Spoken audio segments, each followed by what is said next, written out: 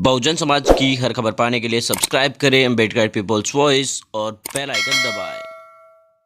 और फ्रेंड्स, मैं नोटग्राम रोलियर आप देखना शुरू कर चुके हैं अम्बेडकर पीपल्स वॉइस। आप सभी को पता है कि दलितों का वोट सबको चाहिए, ये अक्सर मैं कहता हूं, लेकिन दलितों का हितैषी कोई नहीं बनना चाहता, उनके अत्याचार पर आवाज कोई नहीं उठाना चाहता। उनके वोट सबको चाहिए, उनका साथ सबको चाहिए, दंगे के अंदर भिड़वाने के लिए वो सब साथ चाहिए, लेकिन दलितों का हितैषी बनने का नाटक सब करते हैं, लेकिन हकीकत में जब उन पर अत्याचार होता है तो कोई नहीं बोल सकता। आपको बताया कि असदुद्दीन ओवैसी की पार्टी की तरफ से जय भीम का नारा दिया गया है। अब इस नारे को टक्कर देने के लिए वीएचपी ने एक नया नारा इजाद किया है, और इस नारे को इजाद करते हुए वीएचपी ये चाहती है कि दलित समाज के बच्चों को या जो युवा है उनको वीएचपी यानी विश्व हिंदू परिषद के साथ जोड़ा जा सके। जय भीम के नारे को चुनौती देने के लिए विश्व हिंदू परिषद ने जय वाल्मीकि जय श्री राम का एक नया नारा इजाद किया है, और इस नारे के साथ वीएचपी है वो बहुजन समाज की कच्ची बस्तियों के अंदर जाएगी, दलितों के खास तौर से वाल्मीकि समाज के लोगों के बीच में जाएगी और उनको ये बताएगी कि बीजेपी या वीएचपी उनके साथ खड़ी है।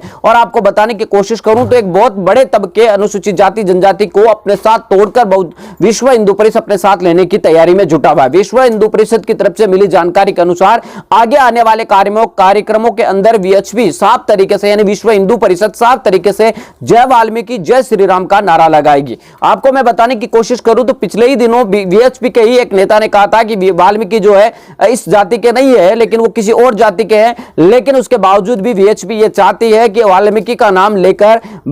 जो विश्व हिंदू परिषद है उनके साथ वाल्मीकि समाज के लोगों को, अनुसूचित जाति समाज के लोगों को अपने साथ जोड़ा जा सके। लगातार हम देखने की कोशिश करें तो अनुसूचित जाति जनजाति पर अत्याचार बढ़ रहे हैं। इसमें खास तौर से देखा जाए तो अनुसूचित जाति जनजाति की निम्न जातियों के साथ लगातार कोरोना वायरस काल के दौरान भी किस तरीके से सेवाएं बहुजन समाज के लोग दे रहे थे, लेकिन वो किसी को भी नहीं दिखाई दी। लेकिन जैसे ही विधानसभा के या लोकसभा के चुनाव नजदीक आते हैं उसके बाद बहुजन समाज के हितैषी तमाम पार्टियां बनने शुरू हो जाती है। आप सभी को पता है कि पहले बिहार के अंदर, फिर बंगाल के अंदर, बंगाल के बाद आप सभी को पता है उत्तर प्रदेश में विधानसभा के चुनाव आने वाले, और भारतीय जनता पार्टी आरएसएस विश्व हिंदू परिषद इस बात को अच्छी तरीके से जानता है कि अगर SC/ST नाराज हो गया तो कांग्रेस की हालत ही हमारी हो जाएगी। इसी को ध्यान में रखते हुए भारतीय जनता पार्टी की तरफ से या विश्व हिंदू परिषद की तरफ से एक तरीके से नारा नया इजाद किया गया, जो नारा होगा जय वाल्मीकि जय श्री राम, जो कि आपको बता दें कि असदुद्दीन ओवैसी की पार्टी की तरफ से जय भीम का जो नारा दिया जाता है उसको टक्कर या उसको चुनौती देने के लिए तैयार किया जाता है।